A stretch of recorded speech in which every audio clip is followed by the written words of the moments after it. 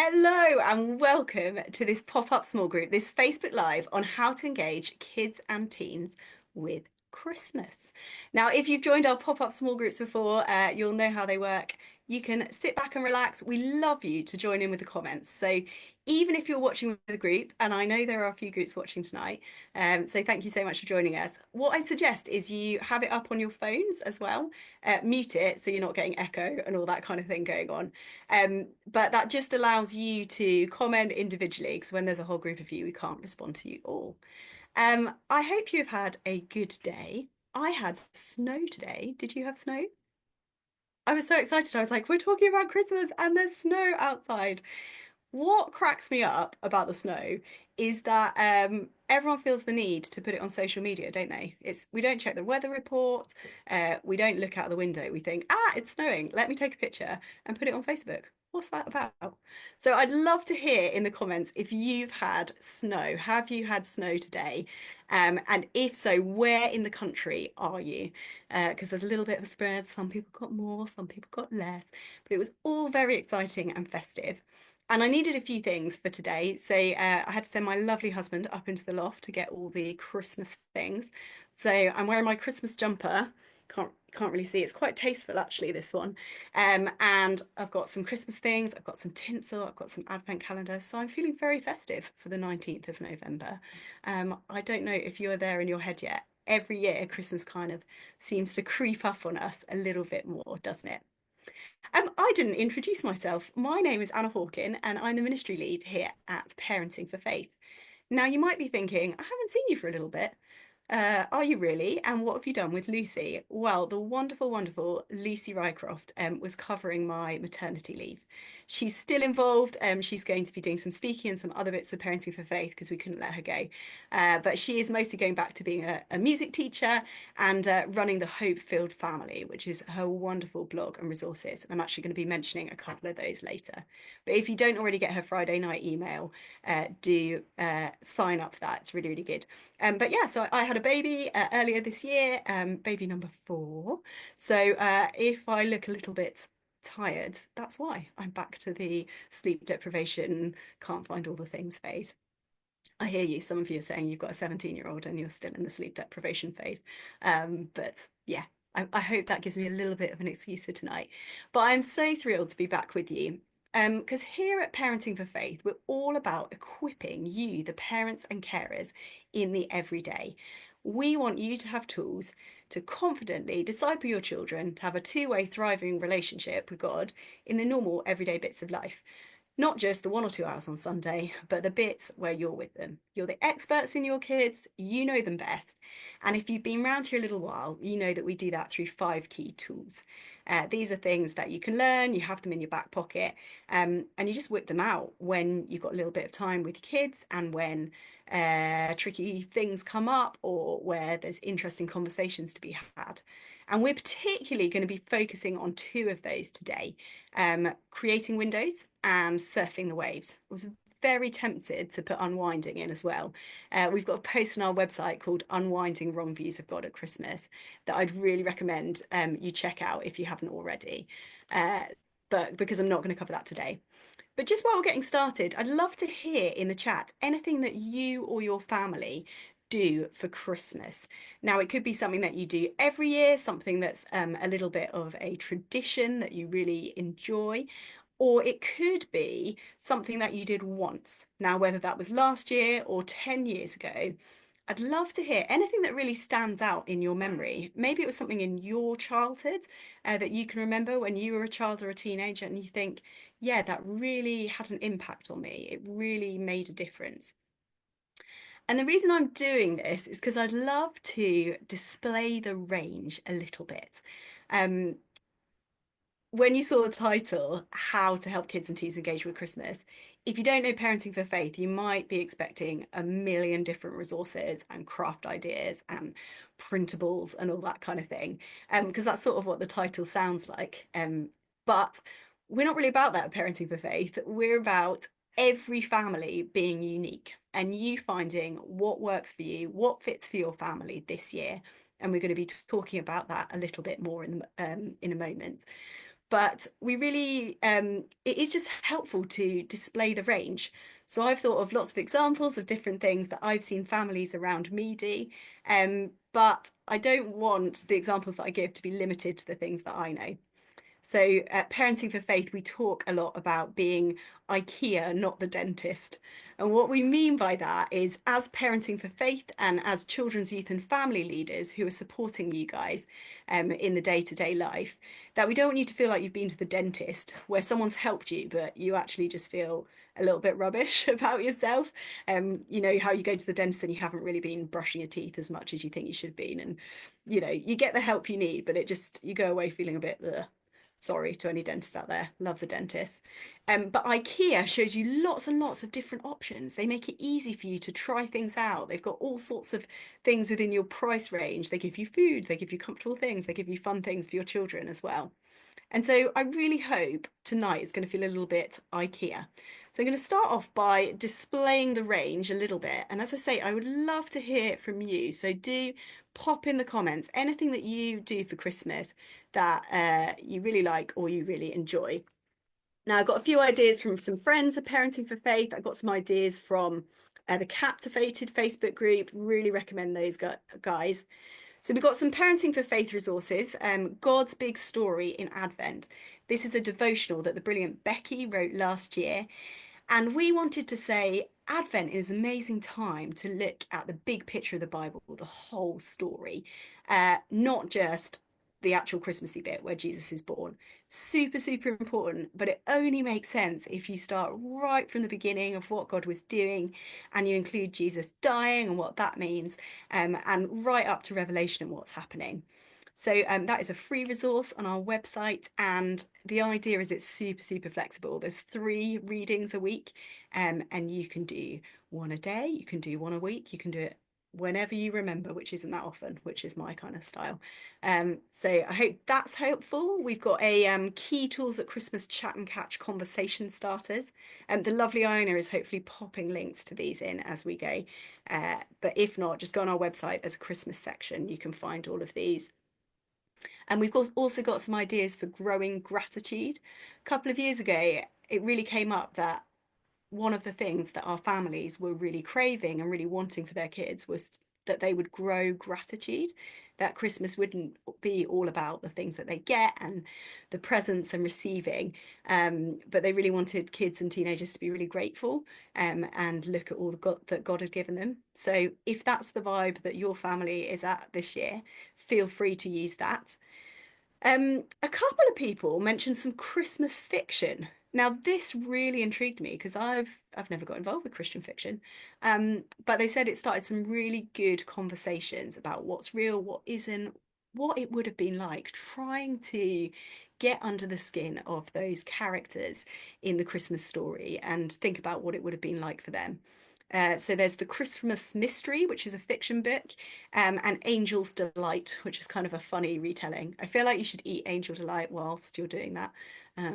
That's just my own little addition. And there's loads of friends of Parenting for Faith as well. God Venture do a Christmas story journal or Christmas advent calendars. This is actually last year's. Oh, it's a bit tricky with the old funny background, isn't it? But they've got loads of resources. Lots of people mentioned doing a Jesse tree, which the reference there is from Isaiah talking about how Jesus came from Jesse, that he was from David's family tree. And you look at different Bible stories throughout Advent and kind of see where Jesus come from. A little bit like that Advent devotion I was talking about at the beginning, trying to see the big picture. How does this all fit in? And you can get loads and loads of different ones. This is one that links to a Jesus Storybook Bible plan, that has little pictures, and sometimes people hang it on things, sometimes they stick them up. We've had people who said they don't do anything differently, and I love that. But actually there's enough going on in the rest of the world with Christmas stuff that they just try and keep any rhythms, things that they normally do, whether that's kind of regular prayer and Bible reading, whether it's chat and catch in the car on the way to the school, whatever it might be. That is just a really brilliant way to handle it, to say, yes, there's all this extra busyness and stuff going on. But actually we've decided as a family, we don't want to throw off our normal rhythm and schedule. These are things that work for us, and so we want to keep doing it. So I loved that response. On the Hopeful family, Lucy's blog, she's been looking at the Come and See Advent box this week, which seems to be like all the stuff in a box. It's got devotional, activities, a candle, and prayer, all together, and you unpack it. So if you have kids that age, you might enjoy that. That's a really fun resource. Rooted have got daily journals. I saw some amazing Advent bunting from the Scottish Bible Society that looked really, really cool. And just loads of good devotionals. The Creation to Crib Family Advent resource, the Tail Trails Nativity, which looks really, really fun for if you've got kids who don't like sitting still but want to go and find stuff and run around. Now, I don't know about you, but I'm exhausted just hearing that list. Like, I can't get my head around all of those things. And while it's great to display the range, it can also make you just be a bit like, Anna, make it stop. Um, and so I really, really want to stress that those are some options. Don't try and do everything. And if you remember nothing else from this session today, I would really encourage you to take that away. It is very, very hard to do all the things at once. And actually, it's not even very helpful. I know it can feel like that's maybe a good thing to do. There we are. Everything. I've got it massive and festive so you can remember. Um, for a few different reasons. One, it overwhelms you. Two, it overwhelms your kids and teenagers. And it also dilutes it. This is a really, really busy time of year anyway. And if we try and do too many extra things, we tend to either fail at them, and by fail, I mean not follow through with what we want. So we're trying to do the Bible reading plan, but we don't do it very much. Or we have this lovely idea of we're going to go out as a family and see this Christmas nativity scene or play or something. But because we've already done two Christmas parties that day, it's actually too much and everyone's knackered and it ends in a shouting match for the kids to get out of the door. And it's not this lovely time of chatting about the story and connecting with God. It's actually just really stressful and really hard. So I know it sounds obvious, but I think particularly with social media, we see all these ideas or we hear these ideas, like I was just sharing, and we kind of think we try and do lots of them, or we pick things that aren't a very good fit for us.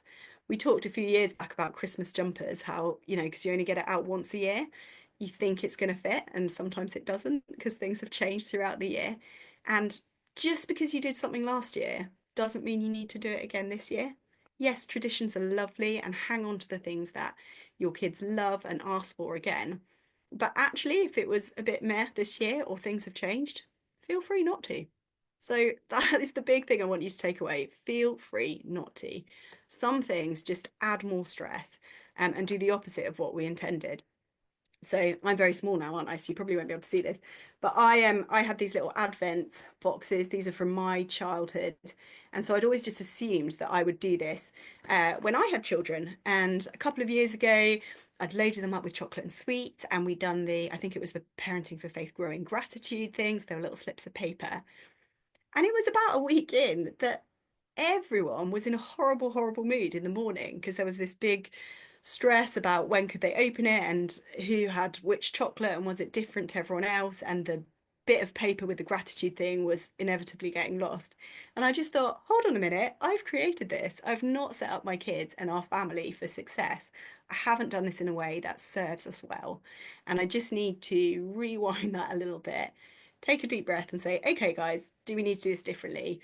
Either for the rest of Advent or just next year? Note to self, that's probably not going to be a winner. And you'll notice I am talking about Advent and Christmas here, partly because it's really helpful to spread stuff out. Probably on the actual day itself, you're going to be doing a reasonable amount of thinking about Christmas. You're not going to struggle to get your kids and teenagers to engage. But to go a little bit deeper, a little bit more thoughtful, a bit more connecting with God, exploring the story, looking at the big picture of the Bible, you're probably going to need more time than just the 25th of December. So, throughout that time, you can try different things, but do not try and do everything. And one of the things I found really helpful for helping me to decide what is good and what isn't is to ask some questions. Now, different questions will be helpful for different people, but here are some that I've used in the past that might be helpful. What is important to you, or what is important to your family? What do I want my kids to know or experience about Christmas? And what's the best way to do that? So flip it round rather than, I've seen this cool idea, should I do it or not do it? Start the other way. What's the thing that I really want to grow in them this year? Is it gratitude? Is it thinking about the poor? Is it connecting with God and chatting to Him about everything? Is it asking questions and really digging into like the historical Christmas story and what happened? What is it that I want my kids or teenagers to experience or to know about Christmas? And what's the best way to do that? And those of you that are discussing in groups or with a friend or partner later, you might want to ask that question. Here's another one. What fits with our season of life? Very into there's a season for everything. It's biblical, isn't it?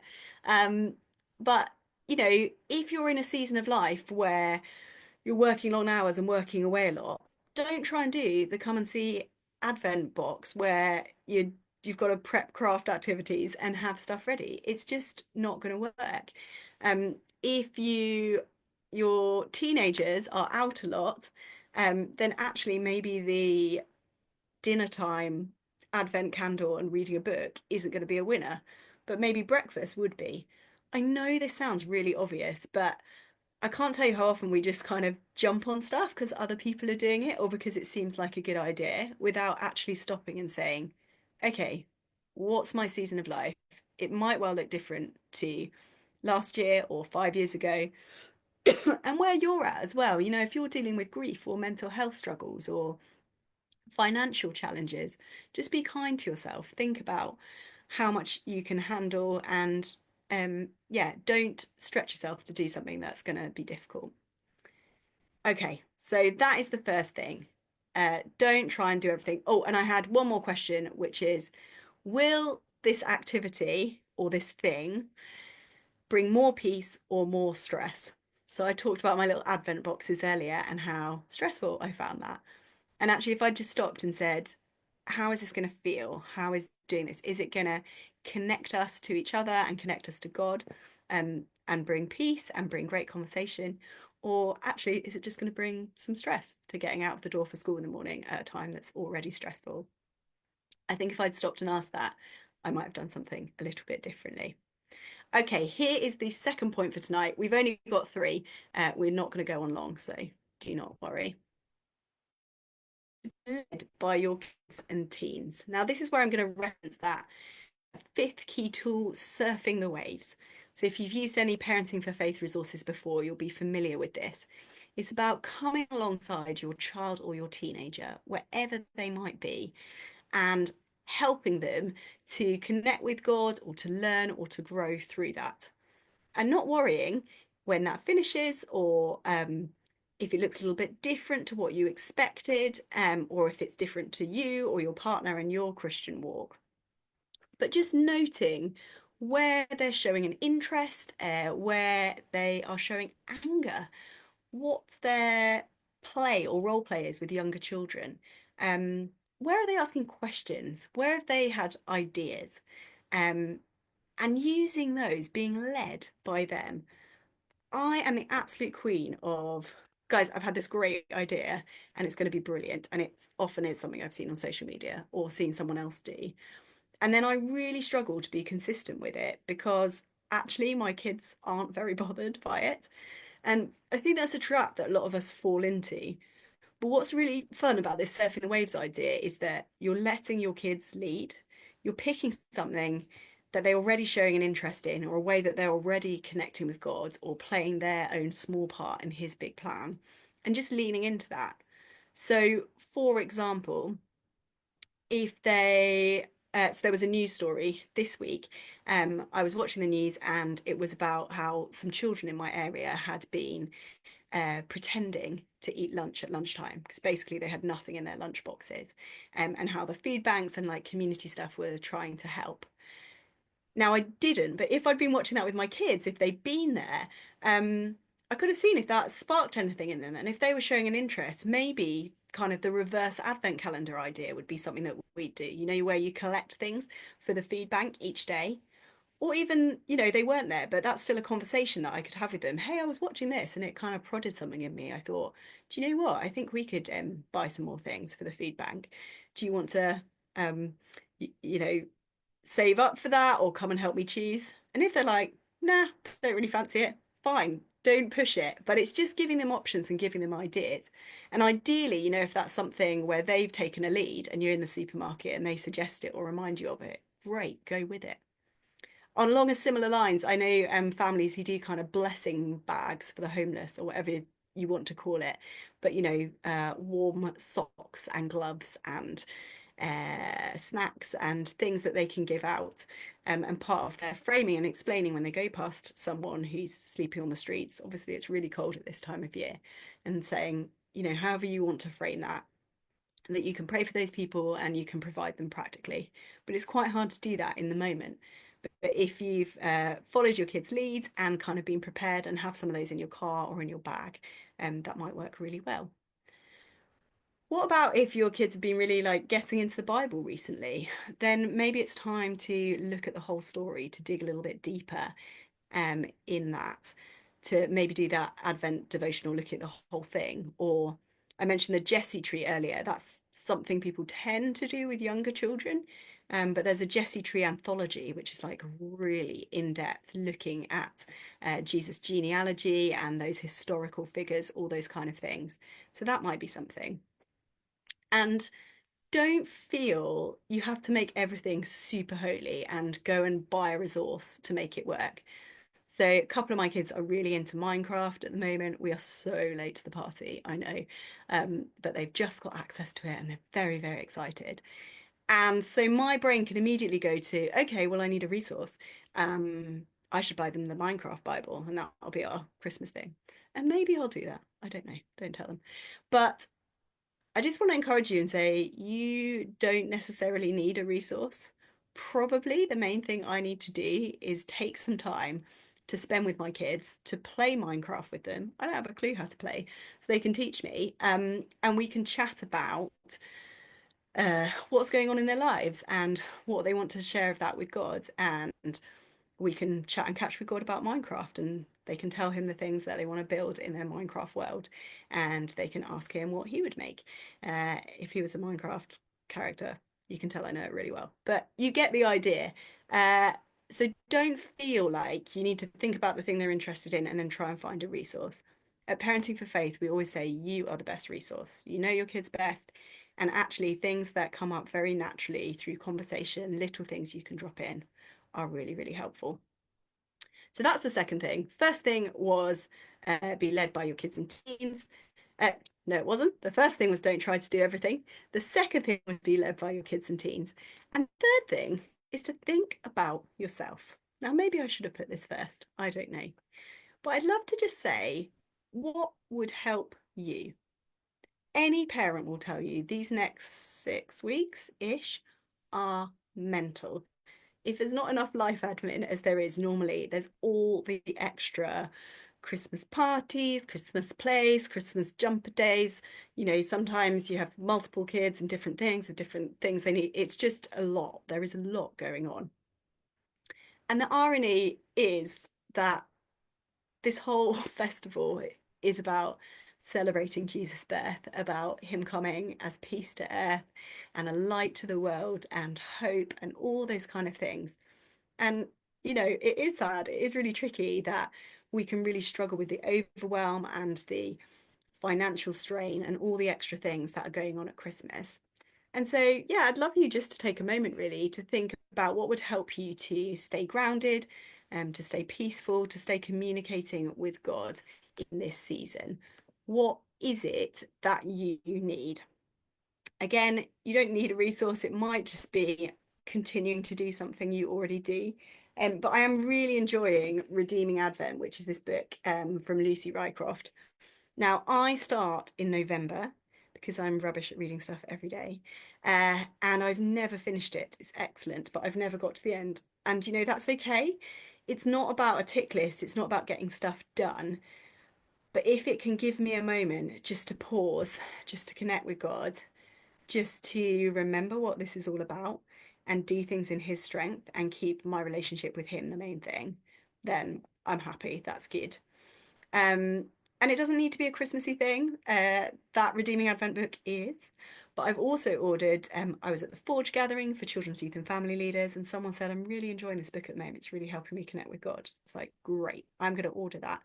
Um, and, I can go through that in the evenings in December or in January. Not everything has to have holly on it and be festive and be Christmas themed. So don't feel that you have to do that. And the reason that I say this is yes, we love you guys and we want to look after you. But more than that, at Parenting for Faith, we always start by creating windows, letting our children see or hear just a little bit of our own imperfect relationship with God. And if you are so busy and you are doing all the things that you don't have time to check in with him at all, then it's going to be really hard to create windows. Um, but it can be as simple as leaving out that Advent book that you're reading, leaving your Bible out. Um, there are, so this is true story and this is really silly, but I was having a really rough day yesterday, just comically, all the things that went wrong that could go wrong went wrong, and it was piling up and piling up. And the tumble dryer wasn't working. Well, I hardly ever use the tumble dryer, but because there were other stuff going on, anyway, shoved all the stuff in there and it didn't work. And I was like, oh, this is so annoying. Um, and it was just like, when it's kind of the last straw in your day. And I was like, right, God, in Jesus' name, tumble dryer, command you to work. And I shut the door, and I kid you not, it worked absolutely fine, and I hadn't changed anything. And I'm embarrassed to say I was a bit shocked. Um, but also, I was like, right, I need to create a window into that. And I told my kids later, when you're just really annoyed at something because it won't work. Well, I prayed, and not a neat, like, Dear Jesus, Amen prayer. I shouted at the tumble dryer. I shouted a prayer, and God came through. And I love that God cares about me enough to help me with my day with something as silly as that. It can just be a little bit of showing them what you're thinking and feeling, showing them how you're connecting with God. And maybe there will be things like that for you over these next 6 weeks as you're writing Christmas cards. Do you ask God who to write them to, or ask Him what to write in them? Do you ask God what to buy people as presents, maybe, or who to give them to? Have you made any changes or thought about things intentionally to help you connect with God? So something I've done this year is I'm hosting Christmas for 23, 24, actually, bonus one. Um, and that is, I love doing that, but there's a lot of prep and cooking involved. And I said, guys, I'd actually really appreciate this year if we could have Christmas dinner in the evening at like 5 o'clock, because I've realized one of the things that really brings me joy and helps me connect at Christmas is going to church on Christmas morning. Now, I know that's not for everyone, but for me, I just find that really helpful. And I'd love to be able to go to church and not be thinking about turkey timings and roast potatoes, which I will be if I'm trying to get it ready for lunch. So it's choosing things like that. And then I just need to remember to create a window for my children and say, hey guys, weird having Christmas dinner in the evening, isn't it? Can I tell you why I decided to do that? I really want to use this time to connect with God at the Christmas morning service. And that's why, that's what's going on. So it can be tiny, tiny things, but yeah, just share them. So I hope that's been helpful. I hope you don't feel too machine gunned. It's very weird talking to yourself here, but I do love that you guys are watching. I love that there are lots of you who will watch back. Do feel free to use this other places. This is actually going to be the end of our pop-up small group series. So we've done them throughout 2023 and throughout 2024. Really hope you found them useful. I don't know that there are many of you that have done all 12 yet. So if you're meeting up with a group in order to do this, feel free to go back. All the old ones are on our website and they're not very linked to time, if that makes sense. So you can pick anyone and do that with a group. We would love you to stay in touch in all the normal ways. So that is social media on Facebook, Instagram, X, Threads, and join our mailing list. We don't mail out very often. We do it when we've got something really exciting and significant and important to tell you. And the Parenting for Faith podcast comes out every week, and you can get that anywhere that you normally get podcasts. Just search for Parenting for Faith. And we'd love to keep partnering and journeying with you. We can only do what we do because of your prayers and because of your financial support. I know lots of you watching are already friends of Parenting for Faith. Give us £2 a month or more. The price of half of a gingerbread latte. That's the festive version. We used to say the price of a coffee, but a coffee costs a lot more than £2 now. So the price of half of a festive drink. We'd love you to chip in and help us to keep creating these resources. But we are here for you. Please keep telling us what you need. We'd love to hear more about your Christmases, what you choose to do, what you choose not to do. I would love to hear where you've said, actually, we're not going to try and do everything. We're not going to do that. It would be really, really great to hear from you. You can also email us, parentingforfaith@brf.org.uk. But stay in touch. Have a wonderful Christmas. And yeah, please do. I hope this is useful. Please do keep following us. It'd be great to hear from you. Okay, bye.